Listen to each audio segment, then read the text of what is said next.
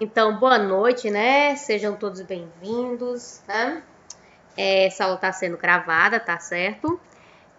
Vamos falar hoje sobre eugenia e darwinismo social, tá certo? Dando continuidade, eu acho que vocês lembram daquele texto que eu deixei para vocês sobre a questão da cultura, né? Oriental, né? Como ela destrói um pouco dessa cultura do Ocidente, né?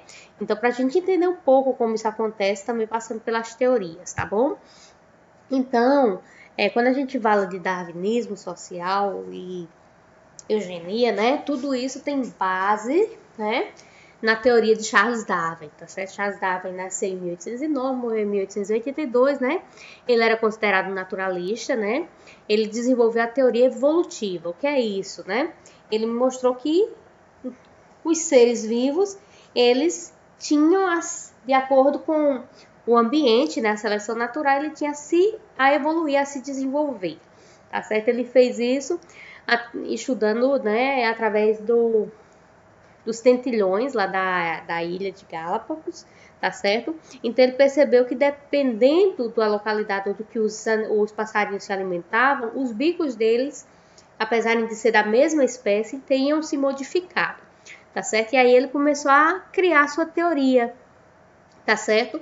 Essa teoria também da seleção natural, tá bom? Segundo Darwin, tá bem? Os organismos mais adaptados ao meio têm maiores chances de sobrevivência, tá certo? Ou seja, aqueles animais que se adaptariam melhor, eles teriam a sobreviver, enquanto aqueles que não conseguissem se adaptar teriam a perecer, a falecer, morrer, né?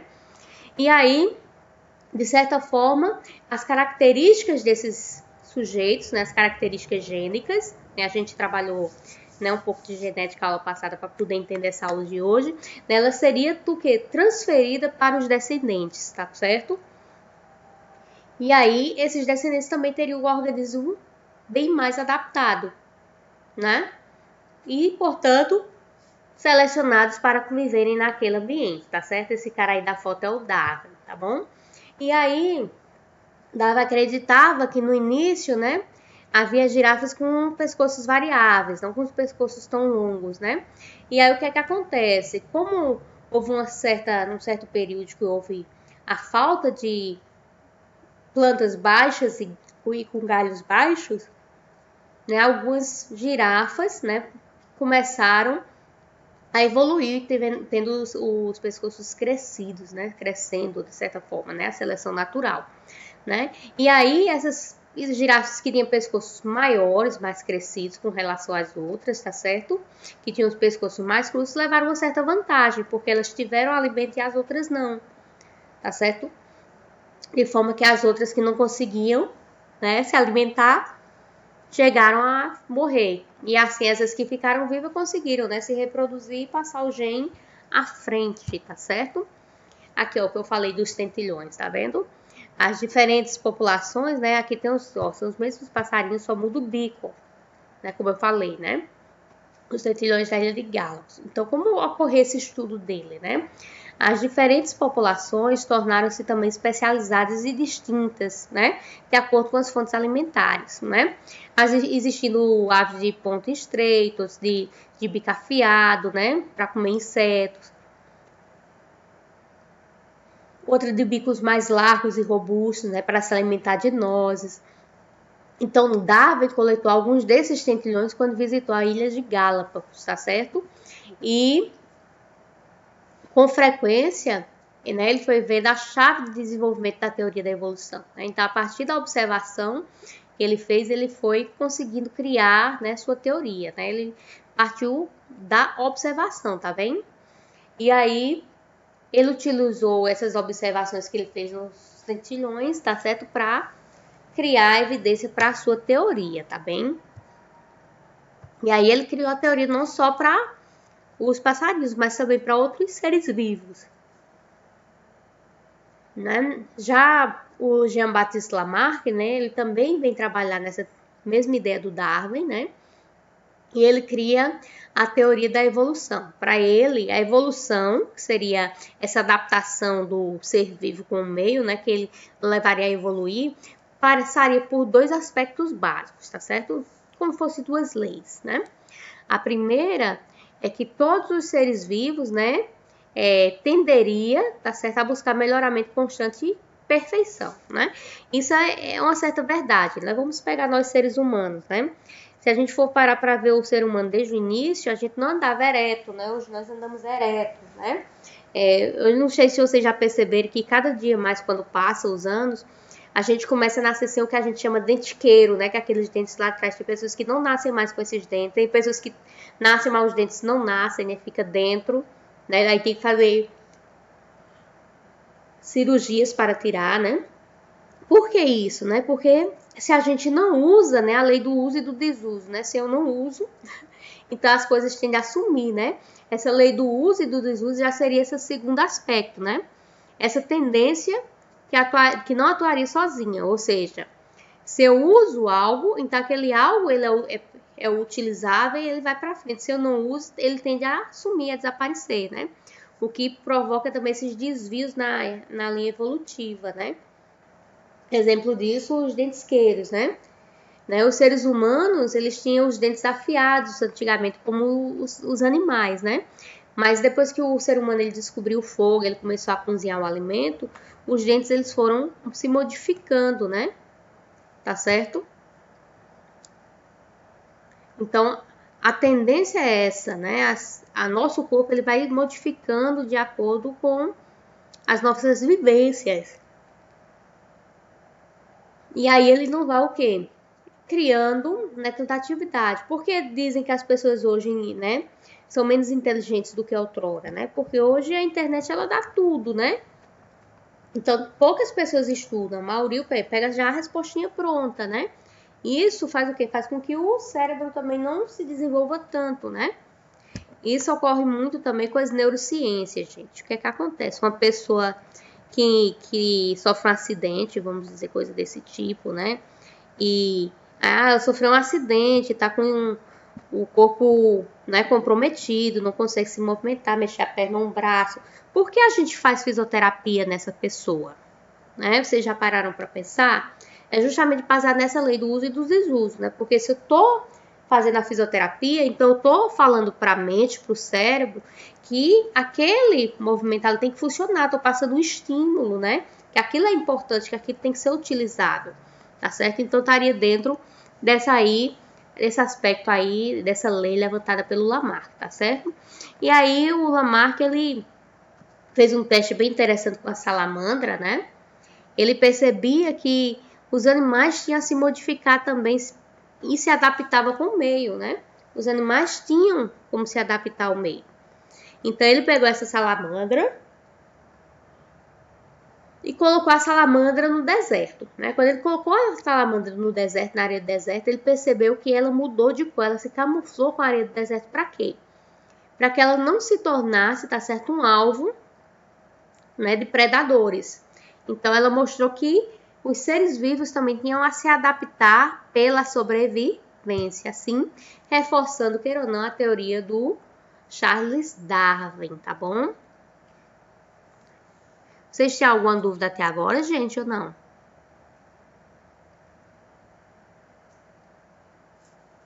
Tá certo? Só avisando que como eu tô com o slide aberto, eu não tô lendo o chat, né? Vocês têm alguma dúvida ou não? Não. Pronto, excelente. Não, professor. Né? Então, aqui está falando de algumas ciências que vêm trabalhar com essa ideia de eugenia. O que é eugenia, cara? É justamente teorias sociais, né, racistas, preconceituosas, que foram criadas se baseando nessas teorias do Charles Darwin que eu acabei de explicar e também do Lamarck. Tá certo? Tá bem? Então, o que seria eugenia? A eugenia discute sobre os conceitos baseados no determinismo social, né? O que é determinismo social? É você dizer que existem certas características que são inatas, certo? A algumas raças ou a grupos humanos, tá certo? Nesta visão, né, se a gente for parar para pensar, se é inato, então todo comportamento social, né, seria resultado de características biológicas, o que não é verdade, tá certo, gente? Mas teve um momento na história, no conhecimento científico, que se acreditou-se nisso, né? Isso foi a base do nazismo, né? Que vocês vão ver semana que vem no material que eu vou deixar, tá certo?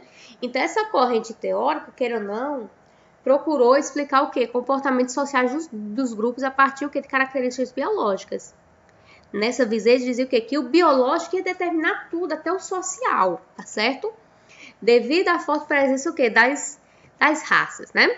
E aí havia uma certa valorização da raça ariana, a raça branca, né? Os brancos dos olhos azuis, pele clara, né? Os europeus, em questão a outras raças, né?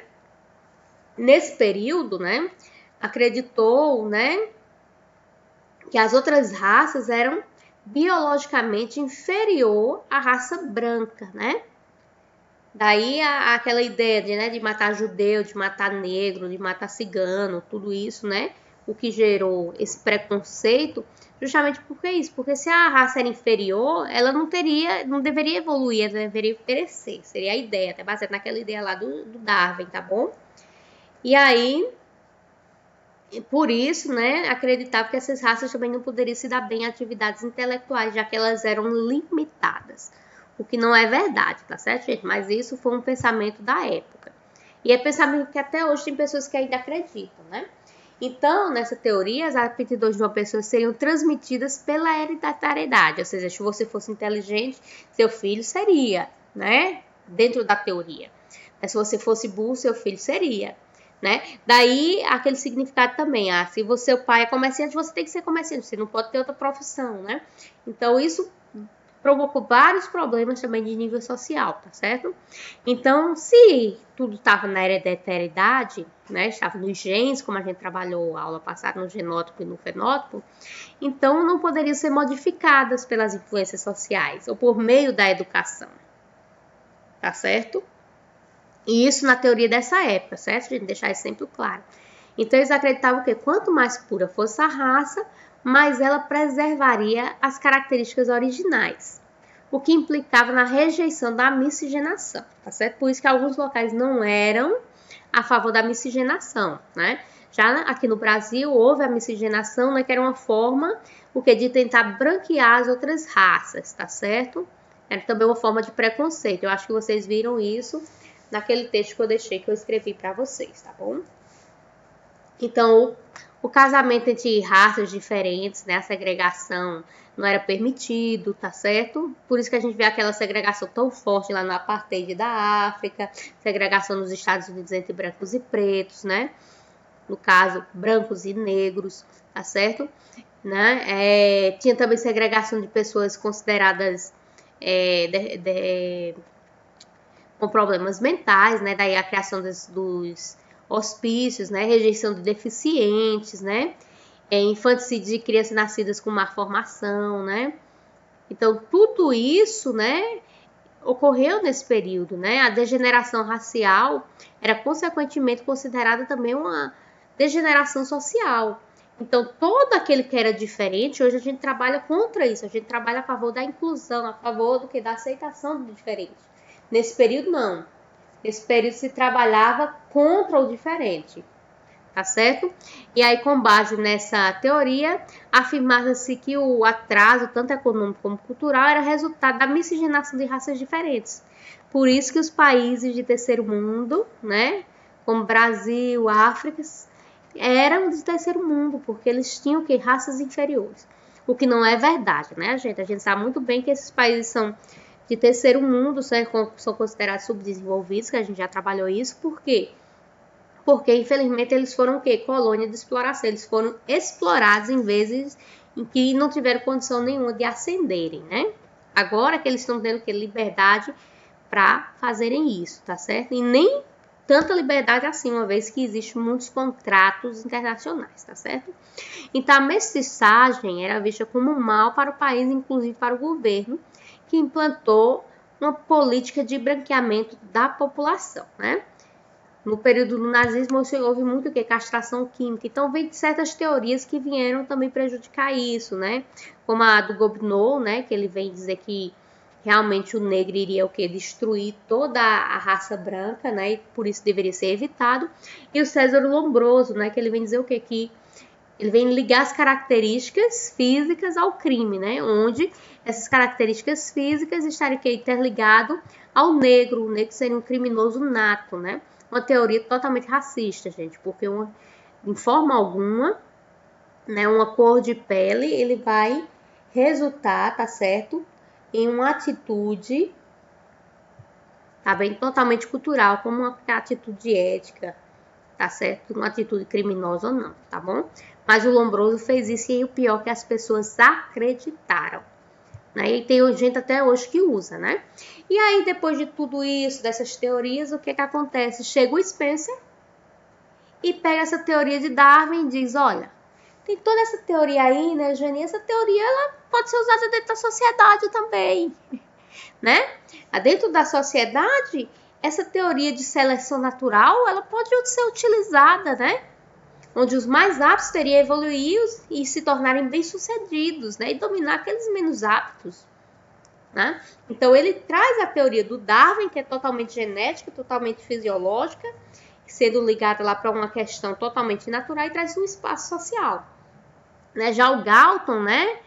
Ele, com sua frenologia, tá certo? Ele advogava que as faculdades morais e intelectuais do ser humano eram inatas, tá certo? E se elas eram inatas, elas estavam nos genes, né? E manifestavam dependendo da organização do cérebro, porque a gente sabe que é mentira, a gente sabe que a nossa convivência, o que a gente aprende, nossas relações com os outros determinam nossa moral, né? Então, dentro dessa perspectiva, né, a dominação sobre a outra não era considerado algo errado, era considerado algo certo, né? Então, era tanto que os europeus, quando dominaram territórios como Brasil, África, Ásia, Oceania, né? Eles se utilizaram da ideia que estavam levando progresso e ciência para essas civilizações que eram atrasadas, né? E aí o Franz Boas, ele vem criticar isso, né? Porque, na verdade, eles não fizeram isso. As civilizações consideradas por eles atrasadas também têm um sistema totalmente complexo, tá certo? E aí, a teoria do determinismo biológico e da eugenia também adotou a política de quê? De esterilização e desestimulação de imigrantes e raças superiores, né? Porque hoje nos Estados Unidos, também os Estados Unidos fazem isso. Ele não quer, né? Lá, essa ideia, porque lá a eugenia foi muito forte, o determinismo social, o darwinismo social foi muito forte, né? Então, até hoje, o pessoal considera lá imigrante raça inferior, negro raça inferior, tá certo? Mestiços ou pessoas com deficiência física como fossem inferiores. Lá, isso é muito pesado ainda, tá certo? E em um certo momento da história, se adotou uma política de esterilização. O que é isso? Se a raça é inferior, vamos esterilizá-la para evitar o quê? Que ela gere descendentes, para que essa raça não se multiplique, né? Então, a eugenia, de certa forma, tornou-se a ciência do aperfeiçoamento da reprodução humana. Ou seja, aquelas raças, né, que eram consideradas superiores teriam que se reproduzir e as inferiores deveriam ser mortas e extintas, né? E aí a gente sabe o que aconteceu com o Holocausto judeu lá no período do nazismo, né? E aí, tudo isso visava o aperfeiçoamento racial das populações por meio do estímulo de casamentos somente de determinados grupos. Somente a partir da década de 1930, 1940, vocês veem como está muito recente, gente, é que essas ideias eugênicas, que eram hegemônicas na época, elas começam a diminuir, né? E os novos estudos passaram a enfatizar também os benefícios da mistura racial. Por que a mistura racial é importante hoje em dia? Quanto mais mistura de raças, né, maior a imunidade do ser humano, tá certo? E aí vê que essa diversidade cultural racial, o quê? Ela se torna cada vez, vamos dizer, mais forte, né? O que é que acontece? Se uma raça ela mistura entre si, vai chegar um período que as raças vão estar tão próximas, que os problemas genéticos eles vão aparecer naquela sociedade. Já a mistura racial, não. Ela vai fazer o quê? Vai evitar que essas misturas raciais, que esses problemas genéticos apareçam nas pessoas e assim que essas pessoas não tragam consigo doenças genéticas. O que são doenças genéticas, professor? São aquelas doenças lá geradas por genes recessivos, né? tá certo? Então, o que é que acontece? Como doenças genéticas nós temos, né, a ELA, que é a esclerose lateral amiotrófica, lúpus, né? Então, são doenças que quase as pessoas não têm, mas dependendo do quê? Do cruzamento entre as pessoas, cruzamento genético. Lembra da aula passada que o pai dá a metade dos cromossomos e a mãe dá a metade e se junta para criar, né, o gene total, né? Então, se o pai, ele passa um cromossomo, né, que está doente, e a mãe não tem esse passo dominante, então a doença não aparece. Mas se o pai tem esse gene recessivo, a mãe também, se eles estão da mesma raça, estão muito próximos, então a tendência é o quê? Que o filho e seus descendentes apareçam tudo recessivo, tudo doente, né? Então, por isso que foi já considerado que essa mistura racial seria bom para a genética. Eu tô falando assim, gente, no nível baixo, né? Queira ou não, aula não é de genética, né? Só para que vocês compreendam, tá bom? Então, por fim, né, a gente não pode deixar de observar hoje, na nossa atualidade, né, na nossa sociedade, os resquícios desse determinismo biológico, né? Dessa teoria tanto do Bourdieu como também do Lombroso, né? Que quando você vê uma pessoa mal vestida de um lado da rua, que tenha determinada característica ou tom de pele, né, determinado fenótipo, você achar que é um bandido e você atravessa a rua, né? O que é isso? São os resquícios ainda deixados por essas teorias eugênicas racistas, tá certo? Então, um exemplo disso, né, é o racismo, a xenofobia. O que é xenofobia? Né? É aquele medo que as pessoas têm, o preconceito, né, contra as pessoas de locais diferentes. Pode ser de cidade, pode ser de outro estado, de outra região ou de outro país, tá certo? Então, o preconceito e a discriminação, né, contra deficientes, doentes mentais, né, ainda são resquícios, né? A gente sabe, gente, que as pessoas deficientes, né, que são as pessoas com necessidades especiais, né, as pessoas doentes mentais, as pessoas com doenças psicológicas, né, ou psiquiátricas, elas são vistas com preconceito na nossa sociedade. A gente dizer que não, a gente está tentando tampar o sol com a peneira, que realmente existe, né? Então, o que é que acontece? Cabe a cada um de nós, né, se livrarmos, né, queira ou não, desses conceitos históricos pré-estabelecidos, né, desses problemas trazidos, tá certo? E remodelar esse sistema, observando que sim, é possível modificar isso, né? E o primeiro ponto para se modificar isso é o que? Saber desse contexto histórico que foi criado essas teorias, tá certo? Que resultou justamente nesse preconceito, nesse racismo na sociedade atual.